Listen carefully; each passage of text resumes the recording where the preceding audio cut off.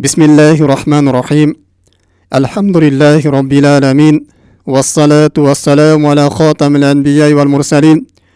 Nebiyyina ve seyyidina Muhammedin ve ala alihi ve sahbihi ecma'in. Amma ba'de, urmatlı musulman bir tuğanım. Egerde markumlar bul dünyaga qayra-qayrılık kelip qala turgan bolsa, belgili möөнөткө кайтарылган болсо, анда алар кайсыл амалдарды аткарбай калганына өкүнүп, ошол амалдарды аткарышмак. Жана Аллах Тааладан бул дүйнөгө эмнеге кайрылууну суранышат.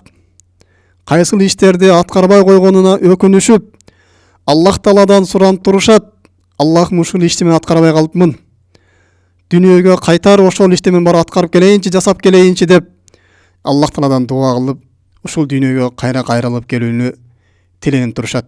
Мына ошол алардын кабарларынан Аллах Таала бизге төмөндөчө кабар берет. Эгерде алар бул дүйнөгө кайрылып кала турган болсо, Аллах жолунда садака кылууну каалашмак. Аллах Тааладан жетимдерге, жесирлерге өз малынан кайрымдуулук кылып, жакшы иштерди көп кылып калуу үчүн аларга өмүр берүүнү Аллах Тааладан суранышат. Бул нерсени Аллах Таала Кур'ан-ы Каримде төмөндөгүчө баяндайт. وَأَنْفِقُوا مِمَّا رَزَقْنَاكُمْ مِنْ قَبْلِ أَنْ يَأْتِيَ أَحَدَكُمُ الْمَوْتُ.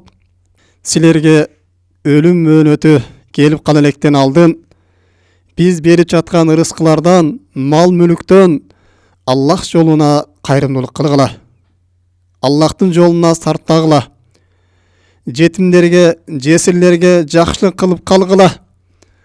Сараңдыктан сактанып, муктаж адамдарга жардам берип калгыла дейт.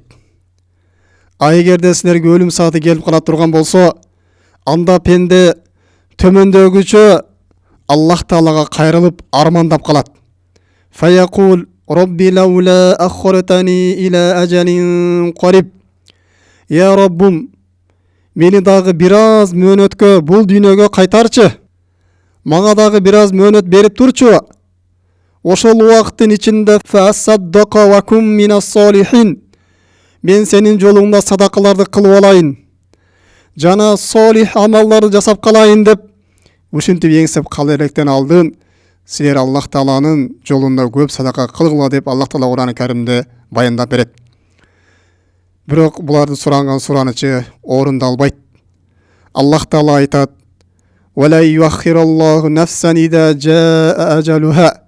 Аллах Таала эч бир нафсынын эгерде анын бул дүйнөдө мөөнөтү бүтүп, ажалы келе турган болсо, эч кимге мөөнөт берип, Аллах Таала аларга кайра жашоого убакыт бербейт дейт. Аллах Тааланын сөзү бир, жана бул дүйнөгө инсанды бир эле жаратат, кайрылып келе албайт дейт. Валлаху хабирум бима та'амалун. Аллах Таала силер эмне кылып жаткандан баарынан кабардар дейт. Демек, урматтуу мусулман бир тууганым, маркумдардын эң улуу, эңсеген амалдарынан бири бул Аллах жолуна садака кылып калыштык экен. Бул дүйнөдө мал дүйнөсүнөн садака кылбай калганын өкүнөт экен. Анткени алар садаканын Аллах Таалага эң сүйкүмдүү амал экенин билишет. Мына ушул нерсеге ынанышат. Жана ушул амалны аткарбай калганына өкүнүшөт.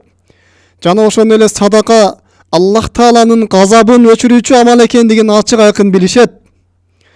Жана ошондой эле Аллах Тааланын астында мал дүйнөнү каяктан тапкандыгына, жана мал дүйнөнү кайда сарптаганын баарына Аллах Тааланын астында туруп эсеп кылса берерин ал ачык айкын моюндалып түшүнөт. Мына ушунун баарын билгенден кийин Аллах Тааладан сурана баштайт: Аллахым, дүйнөгө кайтарчы. Мен мал жанымды жакшы жолго сарптап калайын. Мал жанымдын зекетин берип калайын. Садака берип сенин сүйүүңү арзып калайын. Садака берип сенин ачууңдан алыс болоюн деп мына ушинтип садаканын фазилетин билгенден кийин Аллах Тааладан кайрылып суранып калышат. Бирок буларга кайра мүмкүнчүлүк берилбейт. Бирок алар тирүү кезинде мал дүйнөсүнү кедейлерге садака берүүдөн, аларга жардам берүүдөн, кайрымдуулук иштерди кылуудан аянышып, өздөрүнүн болбогон шахват нафсыларына мал дүйнөлөрүн коротот эле. Кандай бир болбогон бир куру намыска алдырып, мал дүйнөсүн ар кандай арам жолдорго, ар кандай оюн күлкүлөргө, болбогон бир саякаттарга мал мүлкүн чачат эле. Бирок Аллах жолуна садака берчи десе, мешитке жардам берип койчу десе, медресеге жардам берип койчу десе, паланды жерде оорулуу адам бар экен, бир аз тыйныңан чыгарып койчу десе, жок деп мал дүйнөсүн аябайт эле. Аллах жолуна берген 1 сом акчасы 10 сом тыйыны көзүнө көп көрүнүп, жүрөгүнөн кызганып, сараңдык кылат эле. Бирок мунун баары өтүп кеткенден кийин, ага өлүм сааты келип, бул дүйнөнүн жолун жапкандан кийин, садаканын соопторун көргөндөн кийин, билгенден кийин ушундай катуу өкүнөт. Ошол иштерин бекер кылган экем. Аллахым кайра мага мөөнөт берчи. Мен тиги дүйнөгө барып, сенин жолуңда садака кылайын. Көп кайрымдыктарды кылайын дейт. Эгер зекетин бербеген болсо, зекетимди берейин деп ушинтип өкүнүп калат. Анткени садака башка амалдардан эң жогору тура турган амал экенин билет. Умар Азанар айтат, мага эскерилди дейт. Амалдар бири-бирине сыймыктанышат дейт. Бири-бирине мактанышат дейт. Мына ошонун арасынан садака ана афдалукум, мен силердин эң сооптуу амалыңармын деп мактанат дейт.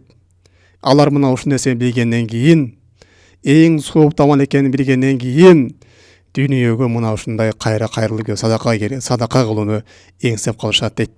Урматтуу мусулман бир тууганым, бизде мына ушул мүмкүнчүлүк бар. Биз жашап атабыз. Аллах Таала бизге азыр өмүр берип атат. Өтө чоң неаматтабыз. Эгер биздин мал мүлкүбүз болгон болсо, мына ошодон садака берип калайлы. Эгер зекетин бербеген болсок, зекетибизди чыгарып калайлы. Эгер ажылыкка же умура кылууга мүмкүнчүлүгүбүз болуп турган болсо, ажылык умураларды кылып алайлы. Албетте бул мал дүйнө Аллах Таалага ибадат кылуу үчүн берилет. Бул мал дүйнө жетимдердин, жесирлердин акысы болот. Алардын акысын бербей, өзүңүз Аллах жолуна өзүңүз дагы иштетпей, башкаларга дагы жардам бербестен өзүңүздүн ар кандай шахваттарыңызды кандыруу үчүн ар кандай бир оюн күлкүлөргө бекер исраф кылып чачып жиберген болсоңуз, эртең ушул малды кайдан тапканыңызга жана кайда сарптаганыңызга сөзсүз түрдө жооп берип каласыз. Мына ушундай өкүнүчтүү убакыт келелектен алдын биз мал дүйнөбүзгө дагы бир назар салып коелу. Эгер зекет өлчөмүнө жеткен болсо, зекетин чыгарайлы. Колубуздан келишинче жетимдерге, жесирлерге аянбастан садака берип турайлы. Пайгамбар саллаллаху алейхи ва саллям айткан, силер курманын жарымын берип болсо дагы өзүңөр дозок отунан сактап калгыла деген. Эгер мал мүлк менен садакага биздин күчү жетпей турган болсо, анда садаканын ордуна жүрө турган башка амалдар бар, ошону аткарайлы. Тасбих айта турган болсок, башка бирөөгө жардам бере турган болсок, жакшы сөз сүйлөй турган болсок, башка мусулмандын жүзүнө жылмайып күлүп кое турган болсок, мына ушул дагы садаканын соопторуна тете болот. Мына ушул садаканы биз көп аткарып калайлы. Жана да урматтуу мусулман бир тууганым, биринчисинен маркум адам садаканын сообу ушундай улуу амал экенин билгенден кийин ошол сооптордон кур калганына өкүнө турган болсо, экинчиси садака бербей койгондун күнөөсү кандай экенин билгенден кийин өкүнөт. Эгер зекет важип болгон болсо, зекетти бербей койгондун күнөөсү кандай оор экендигин түшүнүп, мына ошонун азабын чеккенде кайра дүйнөгө кайтып, мен зекетин берейинчи, садака берейинчи деп Аллахтан суранып калат дейт. Зекетти бербей коюштук өтө коркунучтуу амал. Ислам дининде чоң күнөөлөрдүн катарында зекет бериштик бул намаздан кийинки эле парыз амал. Эгерде сиздин мал дүйнөңүз зекетке жетип калган болсо, анын зекетин сөзсүз түрдө чыгарыңыз. Чыгарбай жүрүштүк намаз окубай койгонго эле тете болгон күнөө. Пайгамбар саллаллаху алейхи ва саллям ушундай катуу бир хадистер келет. Ма мин сахибин захабин вала фиддатин дейт. Кандай бир алтын ээси болсун, же күмүш ээси болсун, ла юадди минха хаккаха.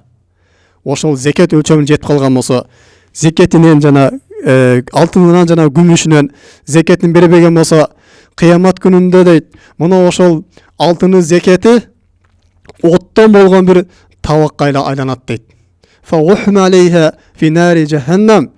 Жана ошол тозоктун отуна өтө катуу кызытылып, ошонун үстүнө жанагы адам отургузулат дейт. Анын белдерин күйгүзөт, анын жүзүн күйгүзөт, анын жамбаштарын күйгүзөт, анын маңдайларын күйгүзөт. Ошол каттуу кызыган дейт. Жанагы алтындан бербей койгон зекеттери, алтын жана күмүштөрү тозоктон бир табакка айландырылат дейт. Каттуу кызыйт дейт. Ошого аны отургузулуп, анын жамбаштарын ушундай бели басып кыйнайт дейт, күйгүзүп дейт. Эгер муздай турган болсо, кайра тозокко кайтарылып, ошентип кайра кызытат дейт. Качан ушинтип кыямат күнү болгонго чейин ал кабырында мына ушундай азапка тартыла берет дейт. Ошондо жанагы адам ойлоп калат, мен бара турган жерим же бейиш болот, же тозок болот деп, мына ушундай каттуу бир өкүнүп калат дейт, бербеген зекеттеринде. Башка бир хадисте келет, эгер мал дүйнө зекетке жетип туруп бербей кое турган болсо, кыямат күнүндө мына ошол мал дүйнөсү ага бир чаардуу жылан болуп айланат дейт. Ушундай каттуу бир уулуу жылан болот дейт. Анын 2 тиши болот. Ошол тиши менен жанагы адамды кысып ороп туруп, оозуна келип, оозуна тиштеп, ичиндеги уусун адамга ушундай куят дейт. Каттуу бир ачуу уусун куят дейт. Ошону куйгандан кийин жанагы жылан айтат дейт, ана малук, ана канзук. Мына мен сенин жыйнаган малыңмын. Сен зекетин бербей жүргөн малың менмин. Сенин жыйнаган казынаң менмин деп, ушинтип анын оозунан чагып, ушинтип кыйнайт дейт. Демек, урматтуу мусулман бир тууганым, бул зекетти бербей коюштук өтө чоң күнөө. Ошондуктан биз мал дүйнөбүзгө да карап, зекетибизди чыгарып коелу. Эгер зекетибизди бербей калган болсок, эртең кыямат күнүндө буга дагы катуу өкүнүп калабыз. Кабырда инсандын азап тартып калуусуна чоң бир себепкер болуп калат. Ошого биз азыртан ойлонойлу. Албетте бул Пайгамбар салам айткандай, дүйнө мына ушундай ширин деген, силерге кооз болуп көрүнөт деген. Ошонун кооздугуна бир шириндигине алданып, сараңдык кылып, ичтардык кылып, мал дүйнөбүздүн зекетин чыгарбай кое турган болсок, эртең кайра өзүбүзгө эле мына ошол нерсе азап болуп келет. Аллах Таала Кур'ан-ы Каримде айткан: "Вала яхзабанна лазина ябхалуна бима атахумуллаху мин фадлики хува хайрул лахум бал хува шаррул лахум" дейт. Аллах Таала өзүнүн фазилетинен берген мал дүйнөнүн зекетин бербей сараңдык кылып жаткан адамдар, алар үчүн ошол зекетин бербей жаткан иш жакшы деп ойлобосун дейт. Балким алар үчүн ошол зекетин бербей жаткан амал өтө жаман дейт. Дүйнөдө жыргап аткан болсо, эртең кыямат күнүндө ушунун каттуу азабы бар дейт. Бал хува шаррул лахум дейт. Алар үчүн ал зыян дейт. Аларга жамандык болуп келет эгер зекетин бербей турган болсо деп. Аллах Таала Кур'ан-ы Каримде мана ушундай кайрылып атат. Саютаввакуна бима бахилу бихи яумал кияма. Сараңдык кылып бербей койгон зекеттери эртең кыямат күндө алардын мойнуна ушундай каттуу бир оролот дейт.